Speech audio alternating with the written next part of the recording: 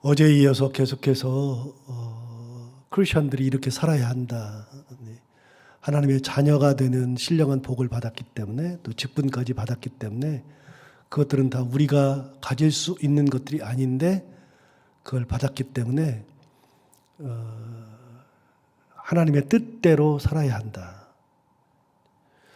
하나님의 자녀가 되는 복을 누리는 거, 그거는 이제 하나님께서 주신 거고, 그런 복을 가진 우리가 이 땅을 살아갈 때에는 이렇게 살아가야 한다. 그래서 살아가야 하는 방법을 4장부터 쭉 이야기하고 있는데, 이제 앞부분도 있었지만 어제 4장 25절부터 계속해서 이야기가 되죠. 어제는 거짓을 버리고 참된 말을 하여라. 또 분을 내어도 죄를 짓지 말고 해가 지도록 분을 품지 말아라. 그리고 마귀에게 틈을 주지 말아라. 그런 얘기 했었죠. 그런데 근거가 뭐냐? 그런 말을 하는 근거가 우리 모두가 다 서로 지체다. 여러분, 지체라고 하는 것을 생각하면 그렇게 한다 그랬죠. 내 몸을 내가 상하게 할 사람은 없으니까요. 미치지 않고서야 내 몸을 내가 상하게 할 사람이 없죠. 자기 몸을 막 칼로 긋는 사람이 어디 있어요? 정신병자 아니면 그렇게 안 돼요. 미치지 않고서야 그렇게 안 되죠.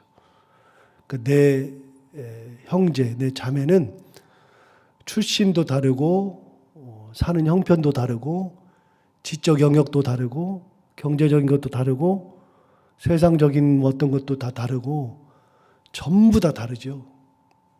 다 다른데 그리스도 안에서 한 형제, 한 자매가 됐으니까요. 우리 모두 다 자격 갖춰서 하나님의 자녀가 된 것이 아니고 자격이 없는데도 하나님께서 구해서 같이 했으니까요. 이렇게 한번 생각해 볼까요? 어떤 부모가 자녀를 입양을 했습니다. 하나를 입양한 게 아니라 자녀를 한 4-5을 입양했다고 쳐요. 그럼 그 자녀들은 무슨 권리가 있어서 자녀가 된 건 아니잖아요. 그러면 그 자녀들끼리 네가 잘났네, 내가 잘났네 싸울 필요가 없어 보이지 않아요? 가만히 보세요. 그런 소리 할 필요가 없죠. 네가 잘났네, 내가 잘났네가 어디가 있어요. 우리 모두 다 똑같지. 부모가 누구건 언제 버려졌건 무슨 사연으로 왔건 다 우리 엄마 아빠가 나를 입양해 줬잖아요. 모르니까 네가 잘났네 내가 잘났네 그러는데 알고 나면 똑같죠. 여러분, 우리는 누구나 다 하나님의 자녀가 된 특권을 입은 겁니다. 다 도찐 개찐입니다. 똑같은 존재인데 하나님께서 다 다른 우리를 한 형제 자매로 불러줬으니까 우리가 지체입니다. 같이 몸에 붙어있는 존재니까 거짓을 말할 필요가 없는 거죠. 참된 말을 해야 되는 거죠. 서로 분을 낼 필요도 없는 거고 마귀에게 틈을 주지도 말아야 할 것이고. 계속해서 이제 이 본문을 생각하면서는 그 생각을 하면서 읽으면 굉장히 좋아요. 우리가 지체구나. 같은 공동체.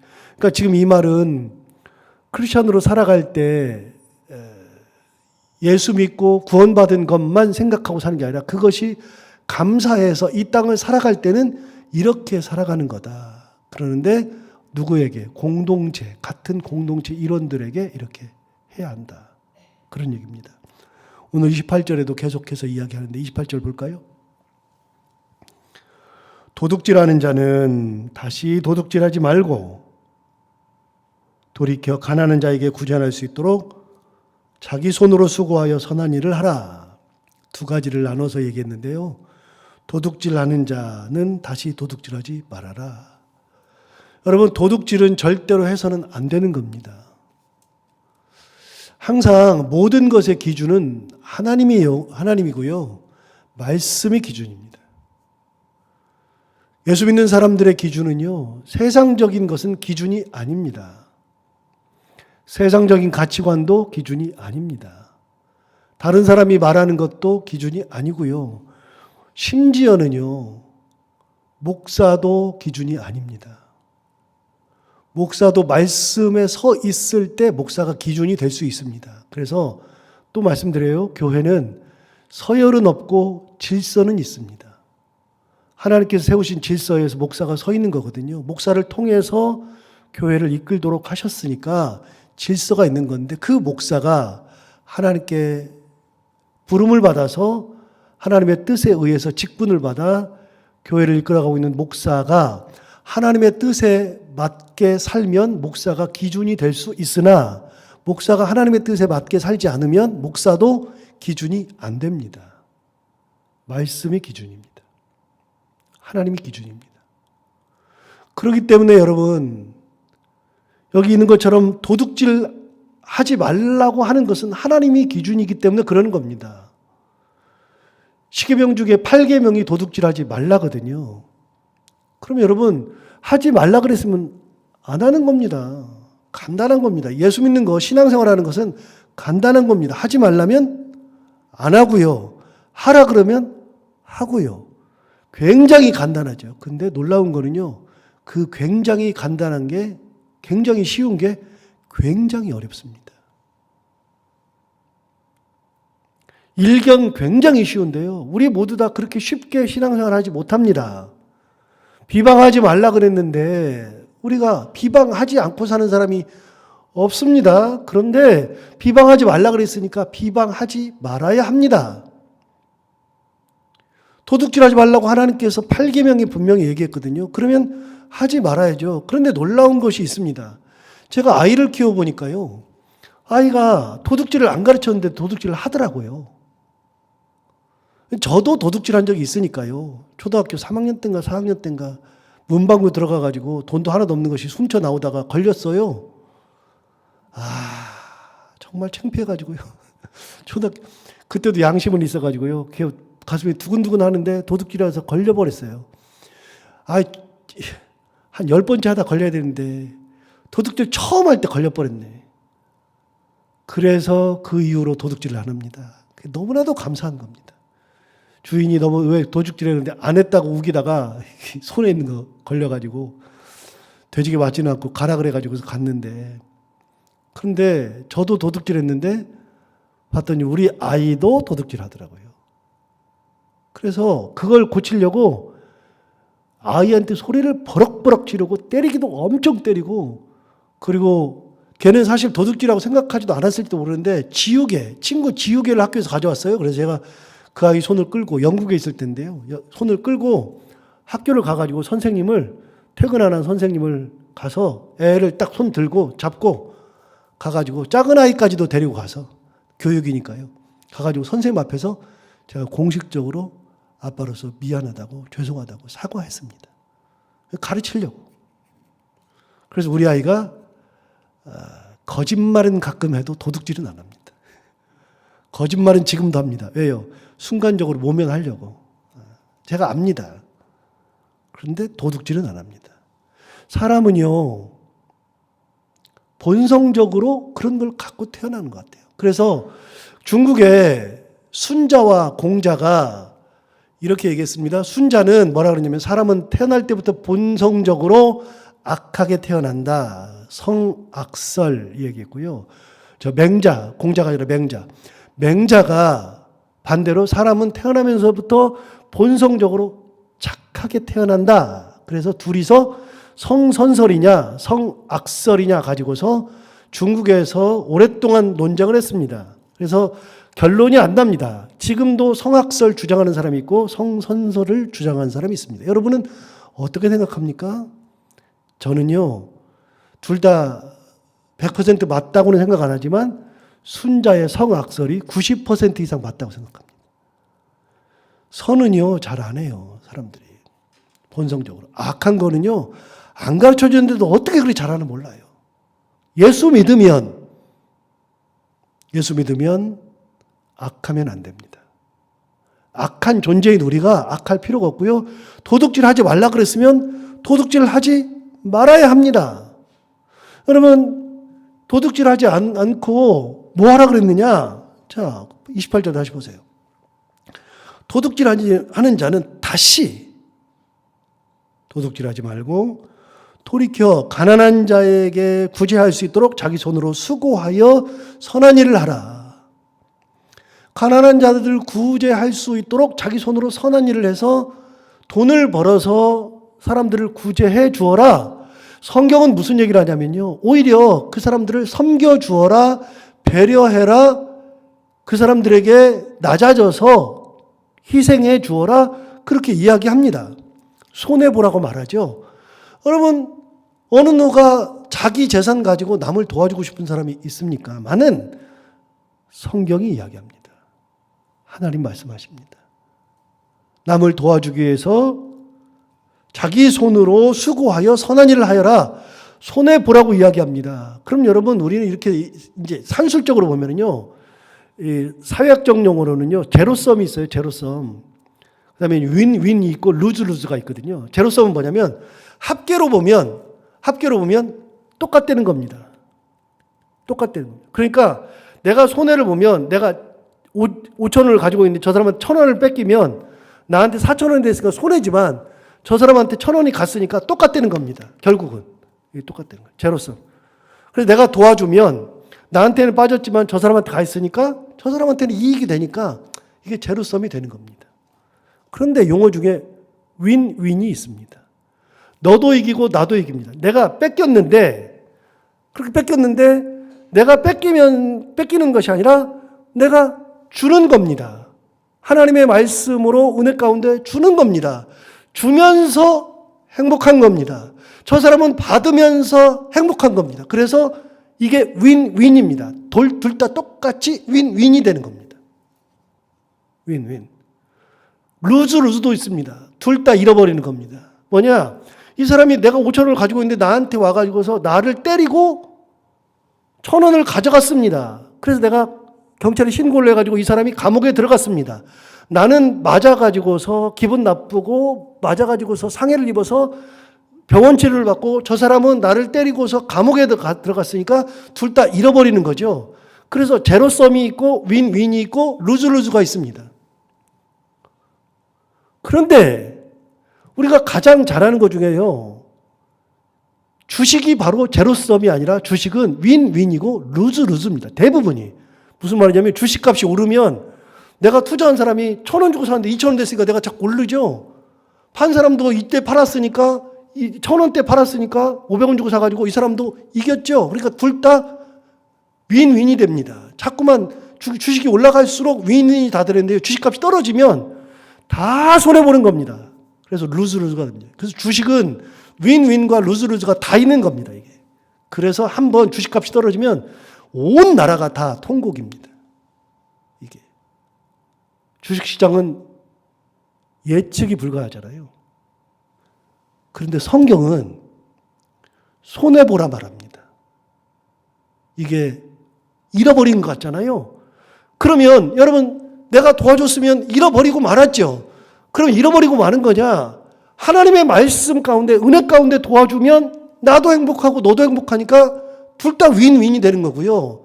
또 결정적으로 중요한 게 있습니다. 만약에 여러분 내가 하나님의 말씀대로 살면서 그 사람을 도와주고 사람들을 살펴주고 내가 낮아지고 섬기면 하나님께서 나를 높여주신다. 내가 하는 게 아니라 하나님께서 하신다는 겁니다. 빌립보서 2장 5절부터 11절 그리스도 찬미송. 우리가 매번 예배 때마다 외우는 그리스도 찬미송. 너희 안에 이 마음을 품으라 곧 그리스도 예수의 마음이니 그는 근본 하나님의 본체시나 하나님과 동등됨을 취할 것으로 여기지 아니하시고 그러면서 하나님이 시인 예수 그리스도께서 낮아졌어요. 그렇게 했더니 하나님이 그를 높여. 누가 높여요? 하나님께서 예수 그리스도를 낮아져서 십자가에 달려서 죽기까지 했는데 하나님께서 그를 높여주셨어요. 그래서 모든 사람들이 예수를 바라보고 모든 입으로 예수를 찬양하고 모든 경배가 예수님 앞에 돌아오고 그래서 그 모든 것들이 다 예수 그리스도 앞으로 다 들어오는 거예요. 하나님 그를 높여주죠. 여러분 손해가 아닙니다. 내가 하나님의 말씀대로 손해보는 것은 손해가 아니라 하나님께서 반드시 채워주시고 더 큰 것으로 갚아주시는 겁니다. 그래서 얘기하는 겁니다. 네 손으로 수고하여 다른 사람을 도와주어라. 너 하나님의 자녀가 되었으니 자녀가 된 은혜를 가지고 그렇게 하면 된다. 여러분, 하나님이 도와준다는 말이 여기 없어요. 여기에. 그럼 하나님이 안 도와주시는 거냐? 아니요. 하나님의 뜻대로 살아가는데. 그래서 기준이 뭐냐?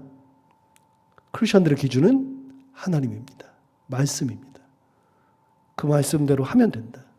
손해라고 생각하면 손해인데요. 손해가 절대로 아닙니다. 다 기억하십니다. 28절 다시 보시면 도둑질하는 자는 다시 도둑질하지 말고 돌이켜 가난한 자에게 구제할 수 있도록 자기 손으로 수고하여 선한 일을 하여라. 자, 29절 볼까요? 무릇 더러운 말은 너희 입 밖에도 내지 말고 오직 덕을 세우는 데 소용되는 대로 선한 말을 하여 듣는 자들에게 은혜를 끼치게 하라. 더러운 말은 입 밖에도 내지 말래요. 여러분, 더러운 말을 하면 사람들이 기분이 상하잖아요. 아픈 말을 하면 사람이 기분이 상하잖아요. 저도 이제 살아보고 다 그러니까, 여러분, 남들이 저한테 좋은 말 해줄 때는 저도 좋은 말을 하는데요. 남들이 저한테 이상한 말하고 나쁜 말하면 저도 그냥 복수하고 싶어가지고 저도 그렇고요. 나쁜 말 저절로 나옵니다. 그렇잖아요. 여러분, 남들에게 더러운 말을 할 필요가 없어요. 그대로 돌아옵니다. 그대로. 이거는 예수를 믿으나 안 믿으나 똑같아요. 이거는 세상의 진리예요. 그래서 뭐라 그랬어요? 오는 말이 고와야 가는 말이 곱다. 말 한마디로 천냥빚을 갚는다. 이거는요, 예수 믿지 않아도 다 알고 있으니까 이미 속담으로도 만들어져 있어요. 이게 전부 다.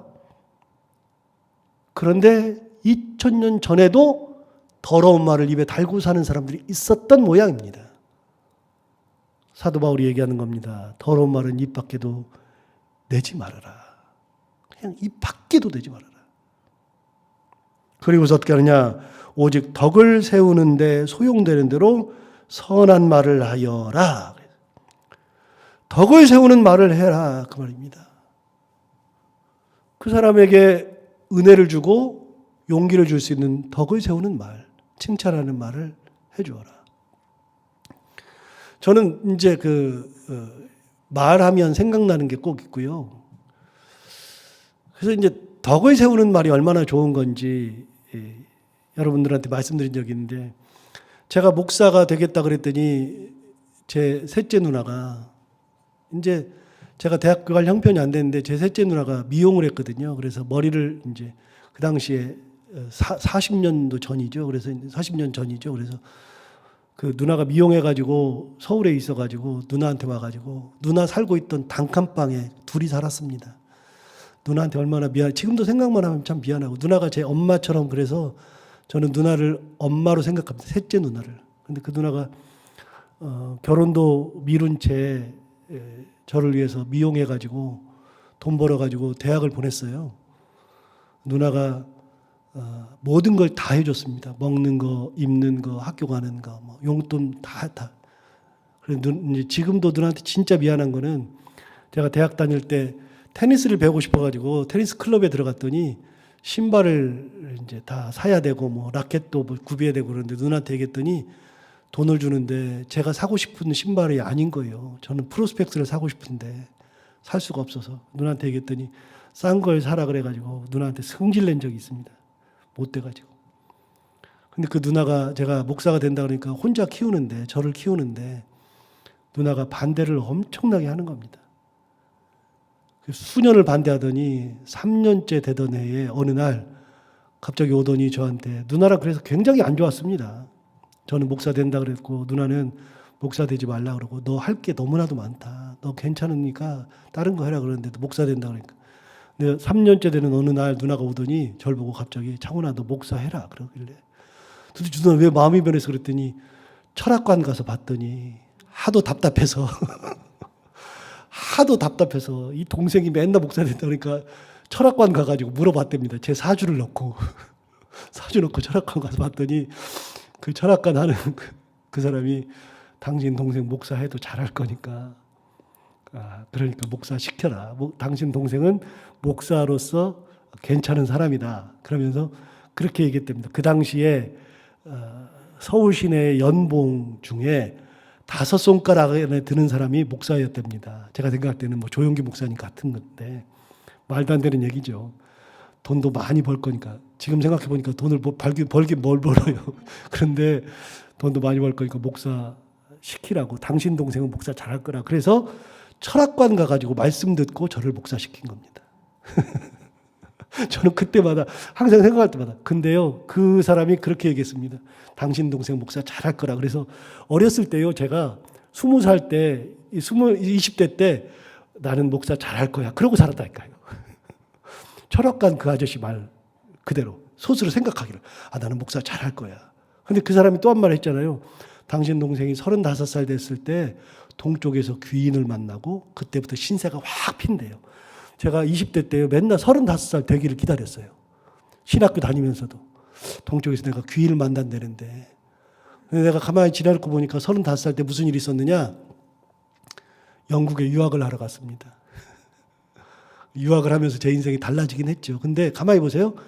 영국은 저기 유럽에 있잖아요. 그 유럽에 있는 것을 동양이라 그래요? 서양이라 그래요? 서양이라 그러죠. 동쪽에 있어요? 서쪽에 있어요? 서쪽에 있죠.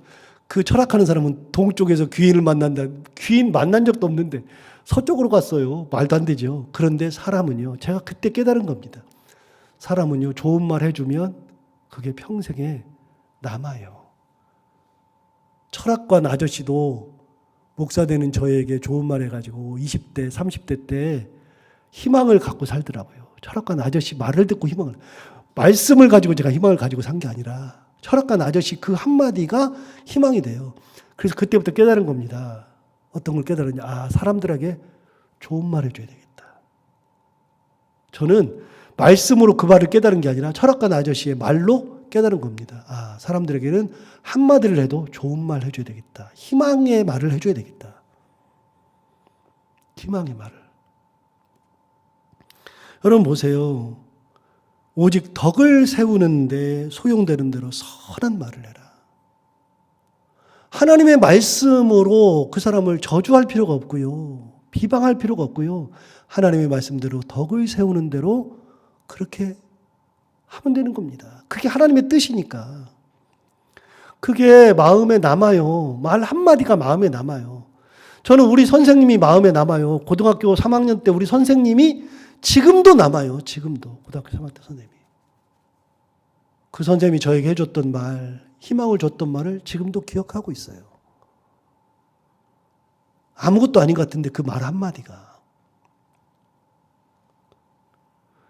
그리고 제가 대학 다닐 때 우리 반창회 한다 그래가지고 고등학교 3학년 우리 친구들 전국으로 흩어져 가지고 대학 가 있는데 반창회 한다 그래가지고 대학교 2학년 때인가 그때 이제 제가 다니는 학교 그 주변에 음식점에 모여가지고 거기서 반창회 하는데 선생님 조금 일찍 갔는데도 선생님이 앉아 계셔요. 선생님이 앉아 계시는데 제가 딱 들어가니까 선생님이 첫 마디가 창원이 어서 와라 그러더라고요. 세상 사람들이 나를 몰라주는데 우리 선생님은 나를 창원이 어서 와라 제 이름을 기억하더라고요. 그게 지금도 잊을 수가 없어요. 그래서 하나님께서 나를 아신다, 이름을 부르신다 그러면 우리 선생님이 꼭 생각난다니까요. 여러분 하나님이 우리를 몰라요? 하나님이 우리를 몰라요? 저는요 목회를 하면서도 새벽마다 여기서 기도하고 있지만 우리 자녀들을 대부분 기도하는데 교회를 안 다니는 자녀들은 내가 기도를 못해가지고 써놓고서 매일 기도한다고요. 매일 1월달이 기도하는 달이니까. 그런데 그렇게 하면서도 우리 교회 안 다니는 애들은 자꾸 까먹어요. 그래서 볼 때마다 또 기억하고 그런데 1년 지나면 다 까마득이 기억 못하고 있다가 다시 1년 되면 또 꺼내놓고서 또 기도해요. 저는요 사람 이름을 잘 기억을 못해요. 그런데 우리 하나님이 몰라요? 이름을 몰라요? 나를 몰라요? 내 삶을 몰라요? 내가 나누는 걸 몰라요? 내가 좋은 말 하는 걸 몰라요? 하나님이 다 아시잖아요. 자, 기준이 누구냐? 기준은 하나님이에요. 하나님께서 선한 말 하라 그러면 선한 말 하면 돼요. 내 뜻대로 막 할 필요가 없어요. 사람한테 저주 섞인 말, 비방 섞인 말 해가지고서 좋을 게 하나도 없어요. 하나님 원하지 않는데. 제가 지금 7년째 목회하지만 누구 욕하는 거 봤어요? 우리 성도들 누구 한 명이라도 붙잡고 막 욕하는 거 봤어요? 욕 안 해요. 저는 성도들 한 분 한 분이 다 귀해요. 우리 성도들 한 분 한 분이. 얼마나 내가 사랑하는지 몰라요.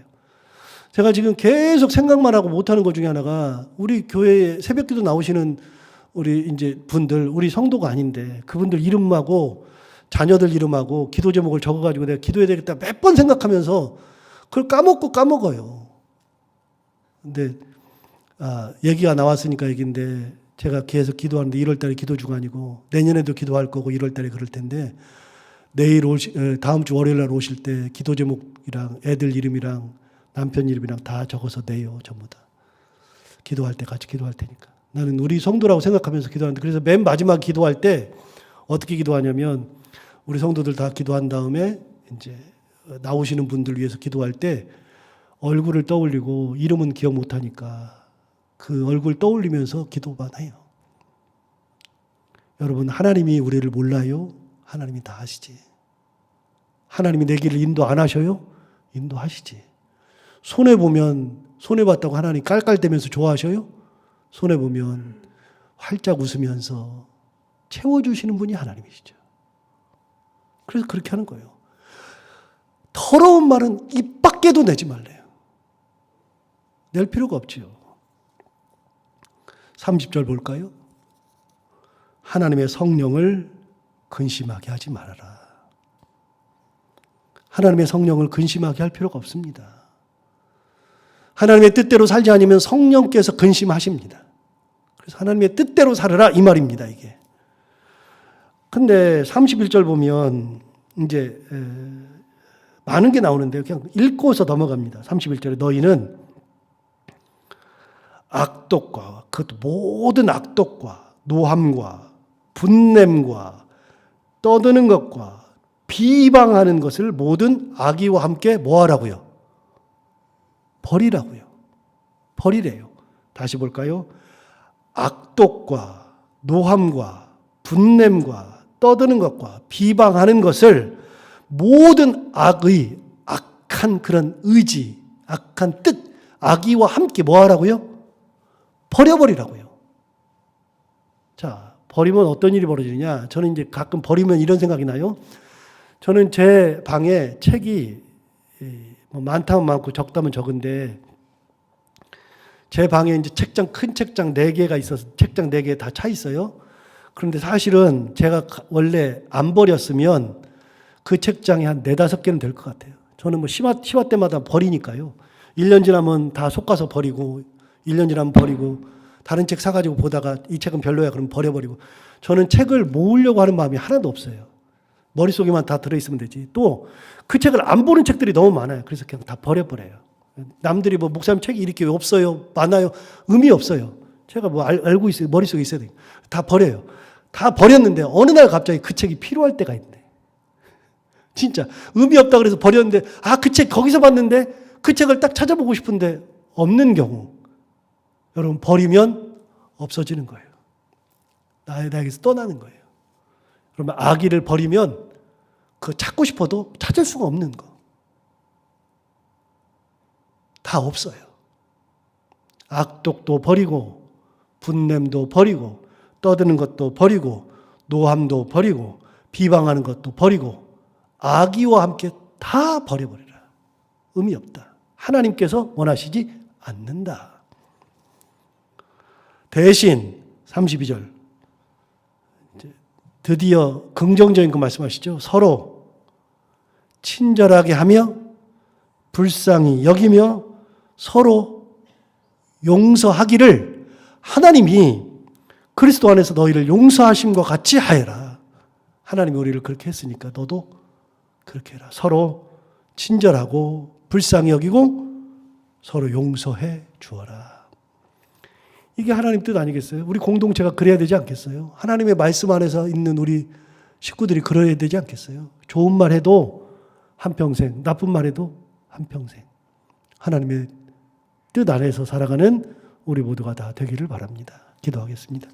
하나님 아버지 감사합니다. 오늘도 귀한 말씀으로 은혜 주셔서 감사합니다. 이 말씀 들은 것처럼 하나님께서 은혜를 주셔서 우리가 하나님의 뜻 아니면 다른 것에 마음을 두지 않게 하여 주옵시고,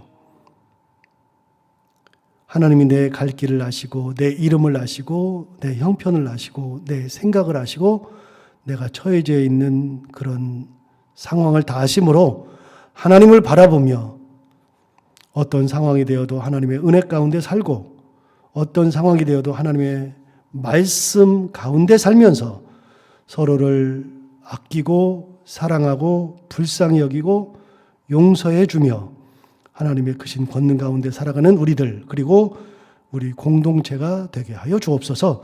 하나님 아버지, 오늘도 하루를 살아갈 때 이 말씀을 기억하며 살게 하여 주옵시고, 해야 되는 것들을 기쁨으로 잘 감당하고 만나는 분들과 함께 웃고 행복한 하루가 되게 하여 주옵소서. 예수님 이름으로 기도하옵나이다.